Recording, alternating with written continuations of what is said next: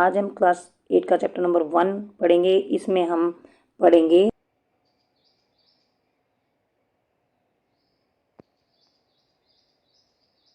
Tilling and ploughing process. इससे पहले हमने पढ़ा था कि जो सॉइल है उसको लूज करना और टर्न करना क्यों ज़रूरी होता है, क्यों हम सॉइल को लूज करते हैं, क्यों हम उसको टर्न करते हैं। तो जो ये प्रोसेस होती है loosening and turning of the soil, इसको टिलिंग बोलते हैं या फिर प्लोइंग बोलते हैं। टिलिंग क्यों जरूरी होती है, प्लोइंग क्यों जरूरी होती है, क्यों की जाती है, पहले पढ़ चुके हैं। अब हम पढ़ेंगे टिलिंग ऑफ सॉइल कैसे की जाती है। This is done by using plough. जो प्लो होते हैं वो वुड के और आयरन के बने होते हैं। अगर सॉइल ज़्यादा ड्राई होती है तो उसमें पानी दिया जाता है और फिर उसको थोड़े दिनों के लिए छोड़ दिया जाता है। जब सॉइल थोड़ी सी मॉइस्ट हो जाती है, पानी से वो थोड़ी सी सॉफ्ट हो जाती है, तो फिर उसकी प्लोइंग की जाती है। द प्लोव्ड फील्ड में हैव बिग क्रम्स। लेकिन जब उसकी प्लोइंग की जाती है, जो सॉइल को लूज किया जाता है, टर्न किया जाता है, तो उसमें बड़े बड़े क्लम्प्स बन जाते हैं सॉइल के। जब आप गार्डनिंग करते हैं तो जब सॉइल को खोदते हैं तो आपने देखा होगा बड़े बड़े जो मिट्टी के टुकड़े बन जाते हैं, उनको क्या बोलते हैं, क्रम्प्स बोलते हैं। अब इन क्रम्प्स को तोड़ना ज़रूरी होता है, क्योंकि जब ज़्यादा क्रम्प्स होंगे तो जो प्लांट्स हैं उनकी ग्रोथ अच्छे से नहीं होगी। It is necessary to break these क्रम्प्स।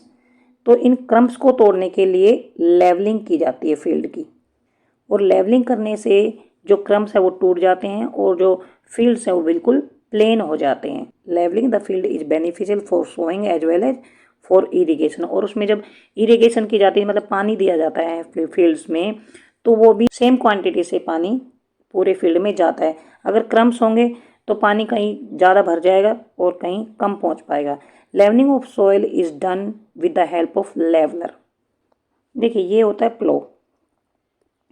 यहाँ पर लोहे की ब्लेड लगी होती है और ये वुड का बना होता है। और ये भी आप देखते होंगे ये छोटे लेवल पे गार्डनिंग वगैरह करते हैं तो ये हो का यूज़ किया जाता है। जो बड़े बड़े फील्ड्स होते हैं उनमें थोड़ा कॉम्प्लिकेटेड सा होता है, इस टाइप का सा, उसको यूज़ किया जाता है। इसे देखिए, ये जो है प्लो, ये इधर प्लो है। इसको ये वाला जो बीम है इनको बैलों के नेक पे रख देते हैं और ये प्लो सॉफ्ट है और ये हैंडल है। यहाँ पर ये जो लोहे की ब्लेड लगी होती है, ये जो बुल हैं ये इस तरह से इसको खींचते हैं। इसी तरह से जो हो होता है, हो वो भी इस टाइप का होता है, उसको भी ऐसे ही बुल जो है वो खींचते हैं। प्लोइंग इससे भी की जाते हैं। जो कल्टीवेटर होते हैं प्लोइंग इनसे भी की जाती है। ये कल्टीवेटर है, ये ट्रैक्टर से जोड़ दिया जाता है और इसको ऐसे खींचा जाता है और जो ज़मीन है ये ऐसे यहाँ से खुदती चली जाती है, टर्न हो जाती है। जो नीचे की जो सॉइल है वो ऊपर आ जाती है और ये लूज हो जाती है। ये लेवलर है, यहाँ पर फील्ड में पानी भर दिया है, उससे जो सॉइल है वो सॉफ्ट हो जाती है। ये लेवलर है, ये लकड़ी का बना होता है और ये इससे जुड़ा होता है ऐसे प्लो की तरह। और ये इसको संभालने के लिए जो दो है हैंडल से हैं।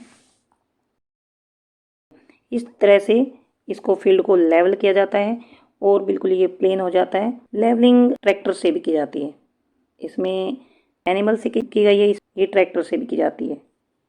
इसमें ये बिल्कुल प्लेन हो गया फील्ड। ये जो क्रम्प्स बन जाते हैं, ये देखिए, ये जो मिट्टी के जो क्रम्प्स बन गए हैं, ये जब ये लेवलिंग की जाती है तो यहाँ पर देखिए ये प्लेन है, बिल्कुल ये प्लेन हो जाता है इस टाइप से। ये फील्ड का लेवल हो जाता है। इससे इरिगेशन में और सोइंग में हेल्प मिलती है। Sometimes manure is added to the soil before tilling. Tilling से पहले मैन्योर भी ऐड कर दी जाती है, क्योंकि उस जो मैन्योर उसके साथ मिक्स हो जाती है सॉइल के साथ, तो वो भी टर्न हो जाती है, वो भी अच्छे से मिक्स हो जाती है। This help in proper mixing of manure with the soil.